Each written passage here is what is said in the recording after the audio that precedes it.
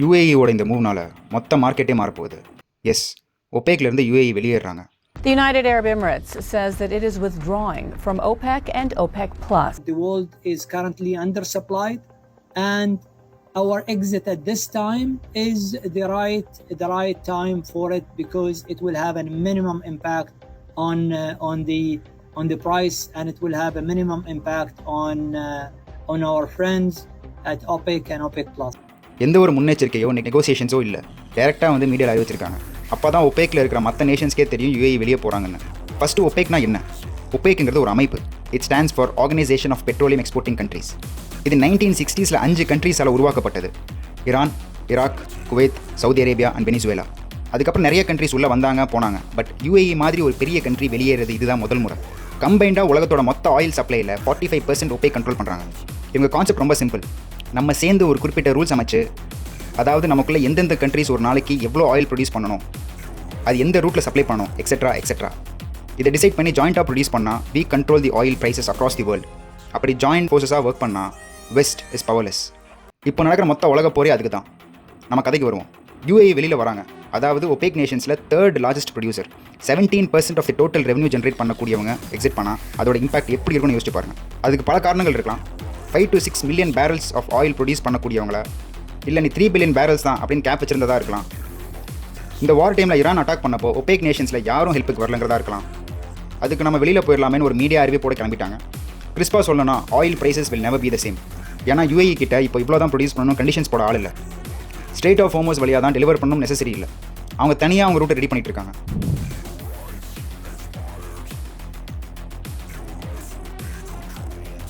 Next, உலகத்திலே பணக்காரர் பட்டியலில் மொதல் இடத்துல இருக்கிற எலான் மஸ்க் ஓப்பன்ஏஐ ChatGPT கோஃபவுண்டர் சாம் ஆல்ட்மேனை ஒரு ஃப்ராடுன்னு குற்றம் சொல்லியிருக்காரு. ஓப்பன்ஏஐ ஸ்டார்ட் பண்ணும்போது இது ஒரு நான் ப்ராஃபிட் ஆர்கனைசேஷன் மாதிரி செயல்படணும்னு ஆரம்பிச்சாங்க. அதுக்கு பிள்ளையார் சொல்லி போட்டு ஆரம்பிச்சு கொடுத்தவனே நான் தான். பட் இப்போ அதை ஒரு ஃபார் ப்ராஃபிட் ஆர்கனைசேஷன் மாதிரி செயல்படுத்திட்டு இருக்காங்க. பல ஆயிரம் கோடி பொருள்ற பிஸ்னஸாக மாற்றி வச்சிருக்காங்கன்னு சொல்கிறாரு. இதை ட்விட்டர் மூலியமாக அறிவிச்சு கேசஸ் ஃபைல் பண்ணியிருக்காரு. இது எங்கே போய் முடியும்னு பார்ப்போம். மார்க்கெட்ஸ் பக்கம் வந்தால் ஆயில் ப்ரைஸஸ் எங்கேயோ போயிட்டுருக்கு. இப்போ ஈரான் எவ்வளோ இறங்கி வந்தாலும், ஸ்டேட் ஆஃப் ஹார்மஸ் ஓப்பன் பண்ணுறேன்னு சொன்னாலும் யூஎஸ் அவங்க பிளாக்கேடை எடுக்கிற ஐடியாவில் இல்லை. உள்ளே பண்ணுற நியூக்ளியர் ஆக்டிவிட்டி ஸ்டாப் பண்ணணும். இன்னும் அவங்களோட சில கண்டிஷன்ஸ்லாம் ஈரான் ஒத்து போனால் தான் யூஎஸ் தன்னோட பிளாக்கெட்டை ரிமூவ் பண்ணுறோன்னு சொல்லியிருக்காங்க. இல்லைனா பரவாயில்ல, நாங்களும் வெயிட் பண்ணுறோன்னு ஈரான் கிட்ட செம்ம நெருக்கடி கொடுக்குறாங்க. So oil prices are still shooting. Crypto ப்ரைஸில் நம்ம ஏற்கனவே சொன்ன மாதிரி ஒரு பெரிய புல் பேக் கிடச்சிருக்கு. ரொம்ப கிரிட்டிக்கலான ஸ்டேஜில் இருக்குது. நெக்ஸ்ட் 2 வீக்ஸ் மொத்த மார்க்கெட்டோட மூவ்மெண்ட்டையும் டிசைட் பண்ண போகுது. எல்லா டீட்டெயில்ஸும் இந்த வீடியோவில் பார்ப்போம். Let's dive right in guys. அதுக்கு முன்னாடி வீடியோக்கு ஒரு லைக்கை போட்டுட்டு சேனலில் சப்ஸ்கிரைப் பண்ணலன்னா சப்ஸ்கிரைப் பண்ணிவிட்டு அந்த பெல் ஐக்கானை கிளிக் பண்ணிடுங்க. அப்போ தான் உங்களுக்கு இன்ஸ்டன்ட் அப்டேட்ஸ் கிடைக்கும். நீங்களும் ஒரு குயிக் கால் எடுக்கலாம்.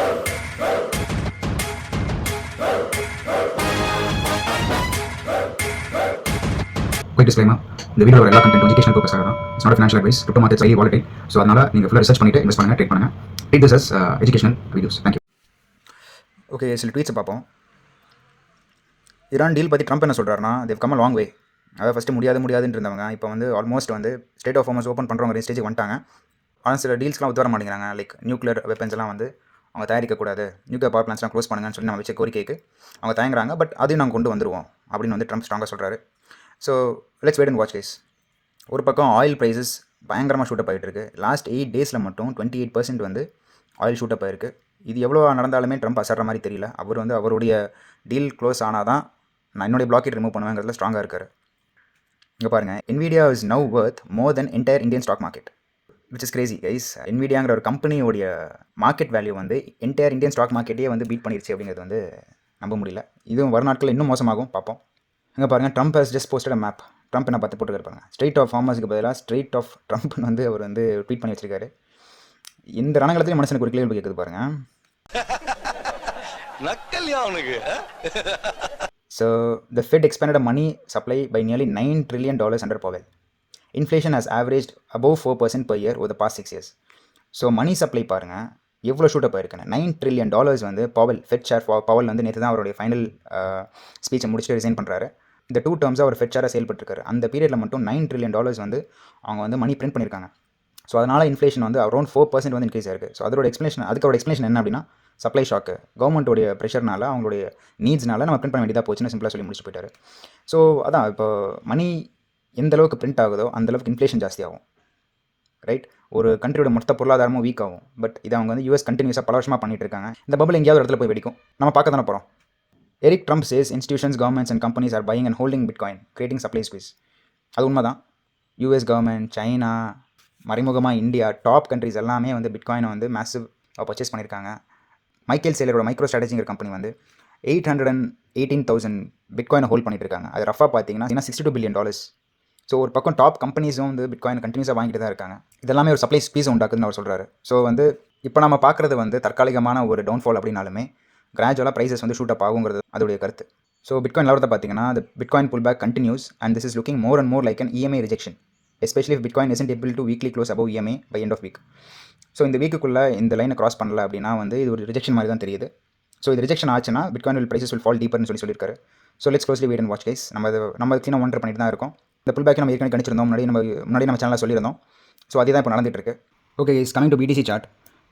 So this daily chart guys. இதில் வந்து பார்த்தீங்கன்னா BTC ப்ரைஸ் வந்து இந்த பேரலல் சேனலுக்குள்ளே ட்ராவல் ஆக ஆரம்பிச்சு 2 months மேலே ஆச்சு, 75 days ப்ளஸ் ஆச்சு நமக்கு தெரியும். ஸோ ப்ரைஸஸ் இந்த சேனல் விட்டு வெளியே போகல. லாஸ்ட் டைம் பேரலல் சேனலோட லோவஸ்ட் பாயிண்ட்டை டச் பண்ணிவிட்டு ஒரு 1 monthக்கு மேலே ப்ரைஸஸ் வந்து ஒரு ட்ரெண்ட் லைனை ஃபாலோ பண்ணிட்டு இருக்கு. அதுதான் இங்கே போட்டிருக்கேன் 1 2 3 4 5 சொல்லிட்டு. அது இன்னும் டீட்டெயிலாக பார்த்தோம் அப்படின்னா 4 hours சார்ட்டில் பார்த்தோம் அப்படின்னா ப்ரைஸஸ் இந்த இடத்த டச் பண்ணும்போதெல்லாம் பவுன்ஸ் ஆயிருக்கு. கரெக்ட். ஸோ அதான் first bounce, second bounce, third, fourth, fifth, 6th time அதனால் பவுன்ஸ் ஆக முடியல, உடஞ்சிருச்சு. அந்த ட்ரெண்ட் லைன் பிரேக் ஆயிடுச்சு. யூஸ்வலாக பார்த்தீங்கன்னா ஒரு ட்ரெண்ட் லைன் மேலே ப்ரைஸஸ் வந்து ஒரு 4 மேக்ஸிமம் 5 டைம்ஸ் பவுன்ஸ் ஆகும். 5th டைம் வந்து பிரேக் ஆயிரும், இல்லை 4th டைமே மோஸ்ட்லி பிரேக் ஆயிரும். பட் இந்த வாட்டி பார்த்தீங்கன்னா ஒரு 5 டைம்ஸ்க்கு மேலே வந்து அந்த ட்ரெண்ட் லைனில் பவுன்ஸ் ஆகி 6th டைம் தான் பிரேக் ஆயிருக்கு. என்ன சொல்ல வருது அப்படின்னா ப்ரைஸ் ஆக்ஷனில் வந்து ஸ்ட்ரென்த் இல்லை, ரொம்ப வீக்காக இருக்குது. ஏன்னா வந்து வால்யூம் வந்து ரொம்ப லோவாக இருக்குது. இது முன்னாடி நம்ம பார்த்துருந்தோம். லோ வால்யூம்ஸில் வந்து ப்ரைஸஸ் ரைஸ் ஆகாதுன்னு சொல்லியிருந்தோம். பட் 1 month இந்த ட்ரெண்டை ஃபாலோ பண்ணி ரைஸ் ஆன ப்ரைஸஸ் வந்து இப்போ பிரேக் ஆயிருக்கு. ப்ரைஸஸ் ஃபாலோ ஆகுங்கிறதுக்கான பல ரீசன்ஸ் நம்ம முன்னாடியே சொல்லியிருந்தோம். இந்த ஃபேர் வேல்யூ கேப்பாக இருக்கலாம், இந்த ஃபாலிங் 200 EMA வந்து ஒரு பெரிய ரெசிஸ்டன்ஸ் ஆக்ட் பண்ணணும்னு சொல்லியிருந்தோம். அங்கே ப்ரைஸஸ் போனாலுமே ஃபாலோ ஆயிரும்னு சொல்லியிருந்தோம். ஸோ நம்ம எக்ஸ்பெக்ட் பண்ணது என்னன்னா மேக்ஸிமம் 85,000 வரைக்கும் ப்ரைஸஸ் வரலாங்கிறது நம்ம எக்ஸ்பெக்ட் பண்ணியிருந்தோம். பட் ப்ரைஸஸ் வந்து இங்கேயே வந்து திரும்பிடுச்சு. அடுத்து என்ன ஆகலாம் அப்படின்னா இந்த மூமெண்ட்டுக்கான 50% லெவலில் தான் இந்த 72,300 இது வந்து ஒரு சின்ன சப்போர்ட் ஆக்ட் பண்ண சான்சஸ் இருக்குது. ஸோ ப்ரைஸஸ் இது வரைக்கும் வந்துட்டு 50 to 65% லெவல் வரைக்கும் வந்துட்டு அதுக்கப்புறம் ஒரு பவுன்ஸ் கொடுத்துட்டு மேலே போகலாம். இந்த ரெசிஸ்டன்ஸை கூட உடச்சி 85 வரைக்கும் போயிட்டு திரும்பலாம். அப்படி இல்லை அப்படின்னா ஒரு சின்ன பவுன்ஸ் இங்கேருந்து கொடுத்துட்டு அரௌண்ட் இந்த இடத்த உடைக்க முடியாமல் ஒரு லோவர் ஹை, இங்கே ஒரு இது ஒரு லோவர் ஹையாக ஃபார்ம் பண்ணிவிட்டு திரும்ப ஆரம்பிக்கலாம். So anything can happen. But prices அப்படியே இங்கே பவுன்ஸ் ஆகி இங்கே அப்படியே மேலே போயிட்டு 98,000 100,000 மேலே போகிறதுக்கான சான்சஸ் ரொம்ப கம்மி. அது நம்ம நிறைய வாட்டி முன்னாடி நம்ம சேனல் எக்ஸ்பிளைன் பண்ணியிருந்தோம். ஏன்னா நம்ம இருக்கிறது பேர் சைக்கிளில், அந்த பேர் சைக்கிளில் ப்ரைஸஸ் ரொம்ப டிசிப்ளினாக ஃபாலோ பண்ணிட்டுருக்கு. இந்த லோ வால்யூம் என்விரான்மெண்ட்டில் ப்ரைஸஸ் மேலே போகிறதுக்கான சான்சஸ் ரொம்ப பெருசாக இல்லை. நம்ம பேசிக்காக ஒரு பேர் மார்க்கெட் இருக்கோம் கைஸ். ஸோ அதை பேஸ் பண்ணி தான் ப்ரைஸஸ் மூவ் ஆகும். ஸோ இப்போ ரீசெண்டாக நடந்த மூவ்மெண்ட் வச்சு பார்த்தீங்கன்னா இப்போ இந்த லாஸ்ட் 3-4 டேஸில் ஒரு டவுன்ஃபாலில் கிடைச்ச மூவ்மெண்ட் நேற்று திருப்பி ப்ரைஸஸ் மேலே போக ட்ரை பண்ணியிருக்கு. பட் அதனால் சஸ்டெயின் பண்ண முடியல, ப்ரைஸஸ் திருப்பி கீழே வந்துச்சு.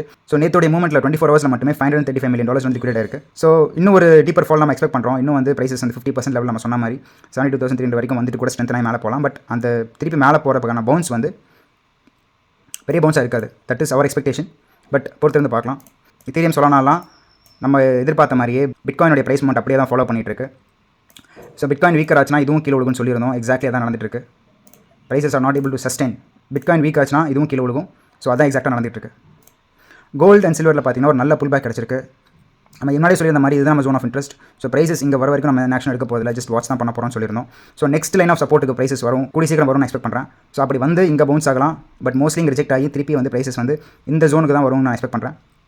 So let's wait and watch. Mostly இந்த ஜோனுக்கு வந்தோன்னா அங்கே நம்ம ட்ரேட் எடுக்கவோ இன்வெஸ்ட் பண்ணவோ வந்து கொஞ்சம் இன்ட்ரெஸ்ட்டாக இருப்போம். பட் இப்போதைக்கு வந்து கோல்டுக்குள்ள என்ட்ரார் ஐடியா இல்லை.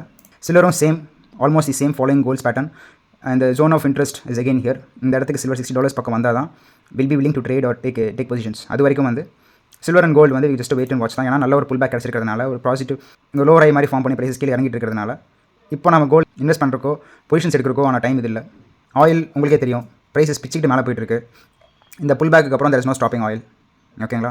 ஏன்னா அந்த எந்த டீலும் ஃபைனலைஸ் ஆகாதனால ஸ்டேட் ஆஃப் ஹார்மஸோட கண்டிஷன்ஸ் அப்படியே இருக்கிறதுனால யூஎஸ் வந்து ஈரான் மேலே போட்டிருக்க பிளாக்கேட்னால ப்ரைஸஸ் வந்து மேலே போயிட்டே தான் இருக்குது. இது சாலிடாக $130 வரைக்கும் போகும்னு எக்ஸ்பெக்ட் பண்ணப்படுது. பட் நம்ம வச்சிருக்க ஒரு சின்ன பொசிஷன் அப்படியே வச்சிருக்கோம். இந்த ப்ரீவியஸ் ஹை 130, 127, 128 என்ட்ரு ஆகும்போது நம்ம ப்ரைஸஸ் மோஸ்ட்லி நம்ம பொசிஷன்ஸ் க்ளோஸ் பண்ணிடுவோம். So until then guys oil is very strong. இப்போ டீல் க்ளோஸ் ஆனால் தான் ப்ரைஸஸ் கொஞ்சம் புல் பேக் கிடச்சி ஸ்லோவாக ஃபாலோ ஆக ஆரம்பிக்கும். பட் அது வரைக்கும் it is appearing very strong. S&P 500 ரொம்ப ஸ்ட்ராங்காக மூவ் ஆகிட்டு இருக்கு. நம்ம சொல்லியிருக்கே பார்த்துருந்தோம். பட் லோ வால்யூம் என்விரான்மெண்ட்டில் மூவ் ஆகிட்டு இருக்கு. ரொம்ப சஸ்டைனபிள் கிடையாதுன்னு சொல்லியிருந்தோம்.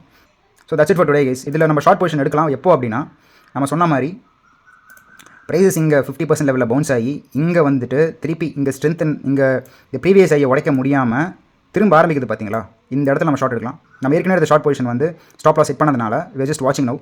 ப்ரைஸஸ் வந்து இப்போ ஃபாலோ ஆக ஆரம்பிச்சிருக்கு அப்படிங்கும்போது இங்கே பவுன்ஸ் ஆகி இந்த இடத்துல ப்ரைஸஸ் கொஞ்சம் திணறி திரும்பும்போது தான் நம்ம ஷார்ட் எடுக்க போகிறோம். ஏன்னா அது இன்னும் further confirmation that prices cannot go up அப்படிங்கிற ஒரு கன்ஃபர்மேஷன் கிடச்சதுக்கப்புறம் நம்ம ஷார்ட் எடுத்துக்கலாம். மற்றபடி எத்தேரியம் சொல்லாமல் இருக்க ஷார்ட் பொசிஷன்ஸ் நமக்கு பாசிட்டிவாக இருக்குது, அப்படியே தான் இருக்குது. கால் நம்ம எடுக்கும்போது நம்ம சேனல் அப்டேட் பண்ண தான் போகிறோம். So that's it for today guys. அடுத்து இன்னும் சில இன்ட்ரெஸ்டிங் அப்டேட்ஸோட அனாலிசிஸ் உங்களை சந்திக்கிறேன். Until then, stay sharp, stay patient. See you guys.